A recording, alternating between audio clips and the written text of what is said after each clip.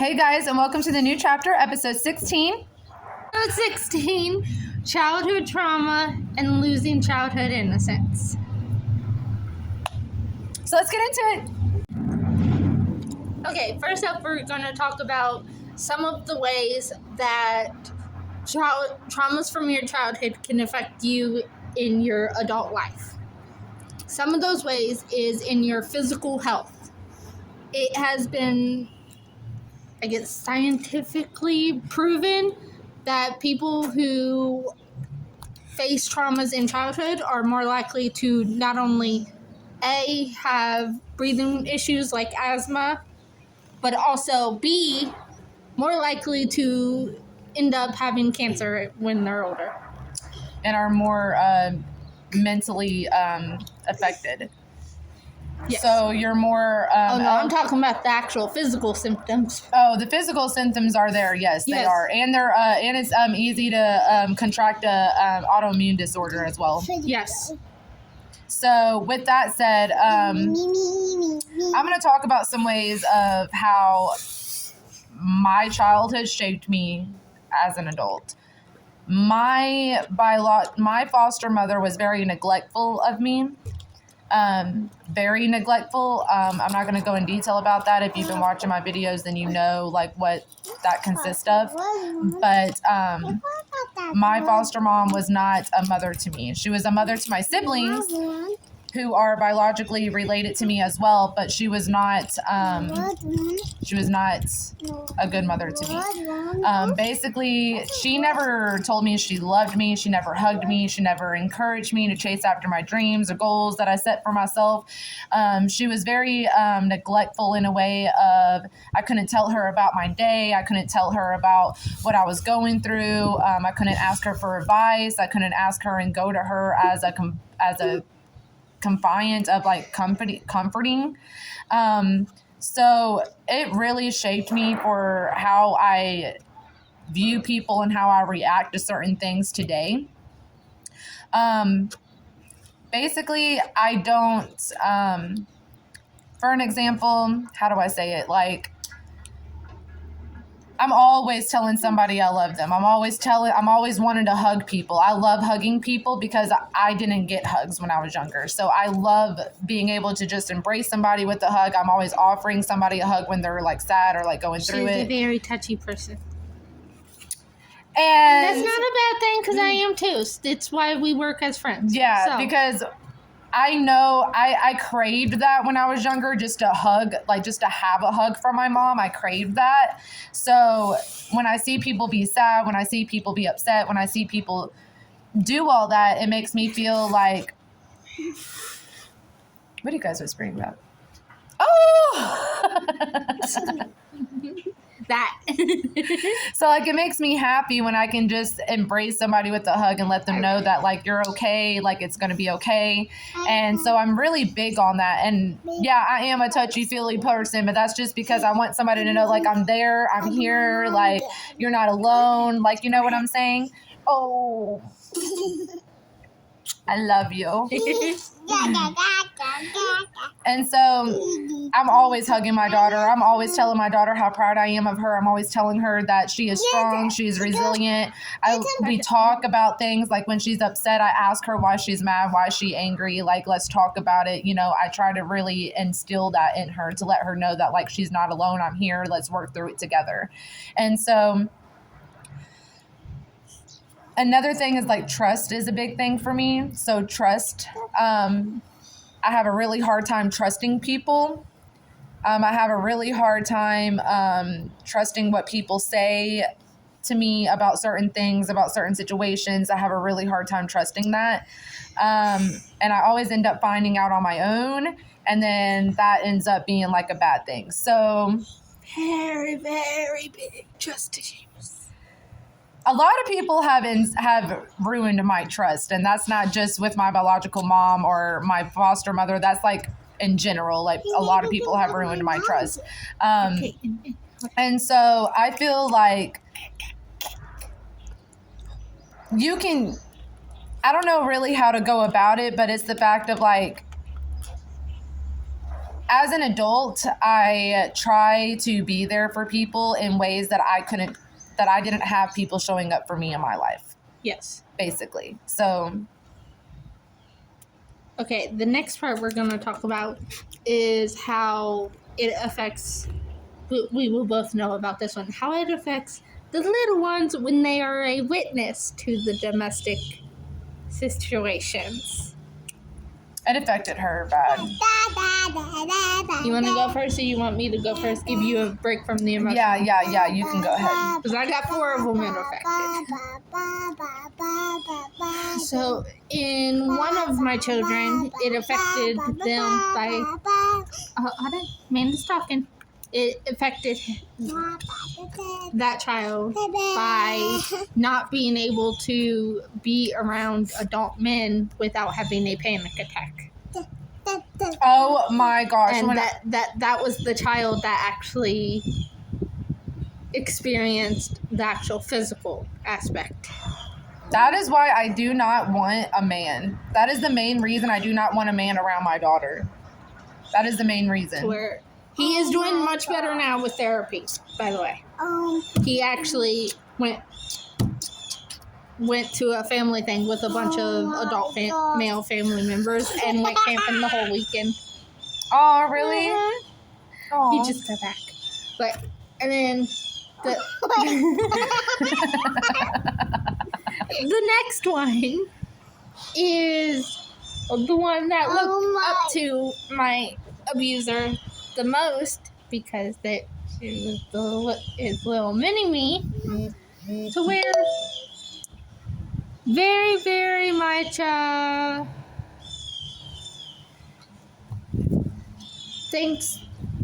this child thinks that they run everything because they were his favorite. To where anything this child did wrong. Okay, anyway, because she was the favorite child through my abuser, anything that this child did wrong, the child that dealt with the physical abuse got all the blame.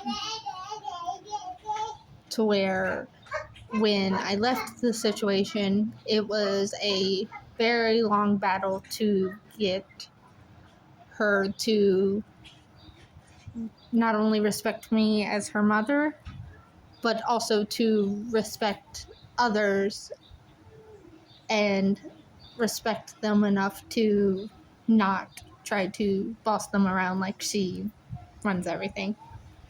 Still working on it. Yeah, I see that, but also, like, with me as a child, when I was a child, I got blamed a lot for my sister and my brother for whatever they did. It was always put on me. Always. Now, for a moment there, I was taking the blame and not letting my sister and brother take the blame for it. But then when it got to the point to where I didn't want to take the blame anymore and I started tattling and telling on them too, I still was considered the main problem and the main person that was basically getting the consequences. And it sucks when you're in that situation, because it has shaped me as an adult today as to why I am so honest, so open, so forward with everything, is because I don't want to feel like I am doing something wrong, or that I did something wrong and I didn't hold myself accountable for it, or admit that I did something. Yes. Because as a child, I was blamed for things that I didn't even do and was telling the truth about, but still blamed for. Yes. To the point where the child that was blamed still has issues to this day that we're working on him with, about not wanting to be around his siblings. Mm-hmm. And then the third child, from where at the time he was the youngest, mommy tried to shield him from everything that was going on, to where he stayed a baby a lot longer than he should have. And by the time everyone around me pointed that out to me, it's a little too late for some of the issues he has, like his attachment to me. Like, she has been witness to his attachment to me. But we were able to not only help some of the drawbacks he has to where he is now a very smart boy. And I'm happy that we were able to help with most of his issues, apart from the attachment, which I'm not too mad about because he's my mama's boy. And then my youngest one, he doesn't have no issues from it because he was still in my stomach when it all happened. So Same. at least that one I haven't fully screwed up yet. As a parent and as a mom, you have to come from a healing place when you have your children. You don't want to be broken when you have children because you don't want your brokenness to bleed out on your children.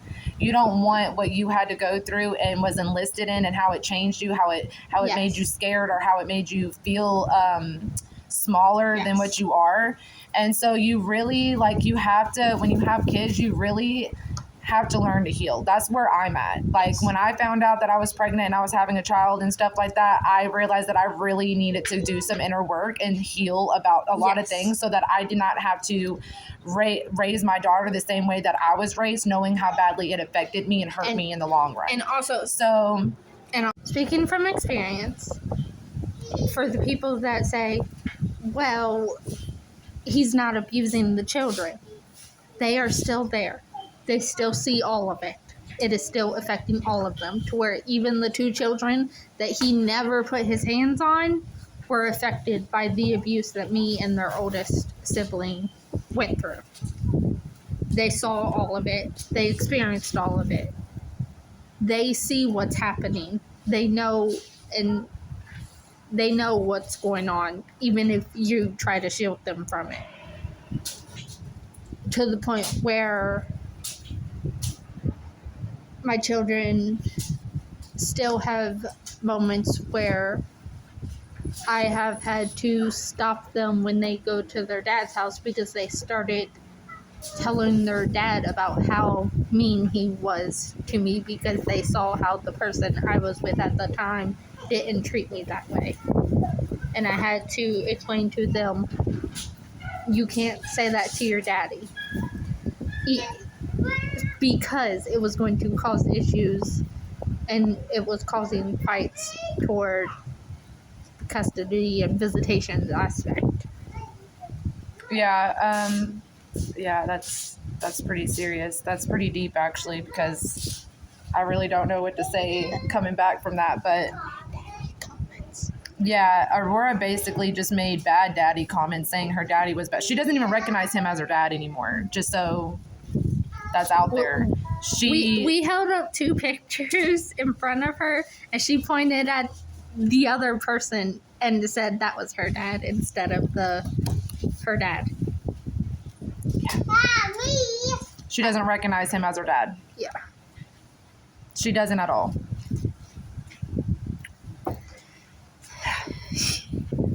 There's some things that I need to say, but I don't want to say it because we're not going to go into the topic you're thinking of in this video. That can be a topic for the future. Yeah, because this is that's going to be a fun topic because I'm going to be laughing the whole time. Because I'm the one that pointed it out. Yeah, but we'll get into that later. Yes. But basically, your whole childhood shapes you for your adulthood.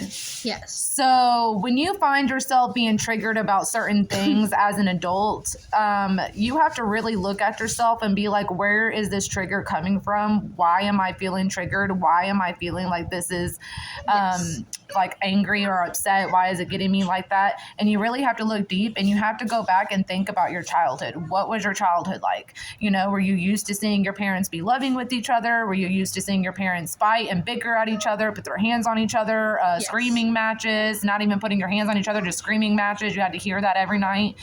You know what I'm saying? A lot of adults triggers, a lot of adults,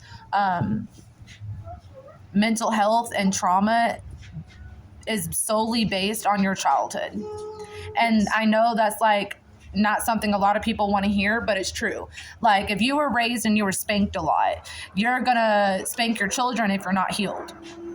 If you don't see that that was a problem and a big problem for why, you know. Yes.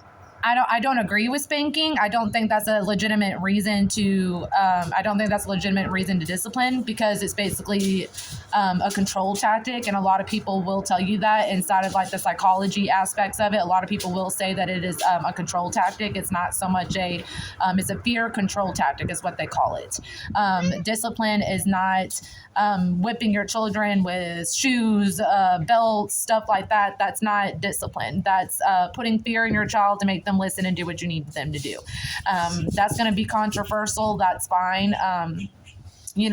That's a very controversial thing to come by. But I will say that people who have spanked their children when they were younger have gone away from that type of disciplinary with their own children if it has harmed them or hurt them in some type of way. Now, I'm not going to say that's for everybody, but for the most part, the people experiences are different with everybody in the world. So you have to accept that. You have to understand that opinion is an opinionated thing. This world is a very opinionated thing. So not everybody's going to agree with something. But I will say that with my experience and the people that I have met throughout my life, the ones who have been disciplined with spanking and stuff like that have not spanked their own children because they've seen what it's done to them as a child. And that's what I mean by healing. You have to come from a healed place when you have children. If you know that this certain thing and this certain thing, how it made you feel as a child, you don't want to do the exact same thing to your children. You know what I'm saying? That I don't know how else to explain it besides the fact of you want to do better than what you were raised in. You want to give better than what you were raised in when you have your own set of children. And so you don't want to have the same values, the same qualities, the same, all that stuff or whatever, because now this is your opportunity to recreate your family and to recreate a safe space that you possibly did not have as a child. Yes. And that's where I'm at today. It's like, personally, that's where I'm at. I'm trying to create an environment, create a healthy, circle around me and my daughter to basically make sure that I am not repeating anything in the past that has harmed me or negatively affected me in some type of way. Yes. And for the people that are grown now that have went through those traumas when they were young and are still dealing with the effects today, our hearts are with you. Like, we understand. Because even the children that didn't go through, like, the really traumatic abuse and stuff, even just little comments that hurt your self-esteem, like little comments about, why can't you be more like this person? Or you're not big, or you're too big, you're fat and stuff like that. I had a friend who, her dad was always very discriminating towards her body, and he would always make comments about it. And so she grew up like hating her body, like type of thing. Like, she did not like her body. And so she had to learn some self-love and some self-care about how to learn and be okay with her body. Those insecurities, they will go into adulthood with you. Like, those children that their parents are saying those comments to, they carry that with them to where they still have, like, I for one still have to tell myself constantly, they're not better than you. This person, you are not less than. Yeah. I'm still learning that to this day. I'm learning that too, because my foster mom made me feel like I wasn't as good as my sister, wasn't as good as my brother, but mostly my sister. Like, it felt like I had to compete with my sister to get my mom's attention. And it felt like if I didn't do this, or if I didn't do this a certain way, oh my gosh, my mom was going to hate my guts type of thing, or I was going to get chewed out, or I was going to get something taken away from me, or I was going to not be able to go to my friend's house type of thing. So it's really shaped me to this day. Like, when I clean, my foster mom was like... even just the little things. Yeah, like, here's a little thing. Like, my foster mom, when she made me clean, there couldn't be a speck anywhere. If there was a speck of anything, like a crumb or anything, I would get my butt chewed out. You didn't clean it right. You're not going anywhere. You didn't do this. And it's stuff like that that really sticks with you when you're just the small things that accumulate to all the big things, and then it shapes you for the rest of your life. And also for the parents that find themselves making those comments, believe me, I understand. Your brain is not catching up that you are saying things like that, which is why whenever you are saying anything to your child with small ears, because I have accidentally made comments to my children that immediately after I said it and saw their reactions, I wish I could have taken it back. Look at your children's reactions. Look at their faces. Because their faces will immediately tell you that what you're saying is hurting them. Yes. Because I strive to be a better mom than what I had for myself. I strive to be better than both of my moms, my biological and my foster, because when I found my biological, she was no better. So I strive every day to try to instill things that should have been instilled in me at a young age that I had no clue and no way to maneuver myself through. I was like thrown in the wolves and basically having to raise myself and just fall if I fall and break if I break. So it's really hard to, as an adult, go through trauma, go through certain things as a child, and then having to learn different ways to rewire your brain, basically, to think differently, to do things differently, to react differently to certain things. And it's a learning thing that you're going to have to learn for the rest of your life. It's not something that just goes away overnight. It's something that you have to really work on every day and just really instill in yourself that, you know, I'm an adult now. I can't change the past. I can't change what happened. All I can do is just strive to be better and do better than what I had. And so...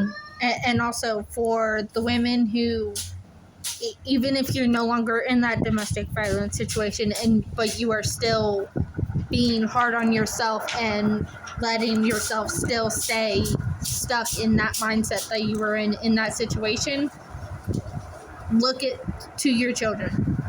Because if you let yourself stay stuck in that situation, they are stuck in that situation. Yes. You have to heal. That way you can help them heal. Yes. They need healing too. Yes. Because these are just little children inside of this big old world that have no idea what they're coming up to. You want to build your child up to know that they can be functional and are going to be successful inside of their adult life. You don't want to set them up for failure. You want to set them up like, hey, look, this is the real world. This is what's going on. This is what's happening. This is how you handle it. This is how you do things. Yes, because when I first left my situation, I focused on just healing them and didn't heal myself, to where a lot of their issues still stuck until I started getting my own healing. Yeah. Because I still kept doing the habits that I had in that situation. Because I didn't let myself heal from that situation. Yeah, for sure. For sure. So thank you guys for watching this video. It's been really deep, really fun. I hope this gives you guys some insight to want to do better, be better, find some healing for yourself. So thank you guys for watching, and tune in to the next episode because it's going to be fun. Bye!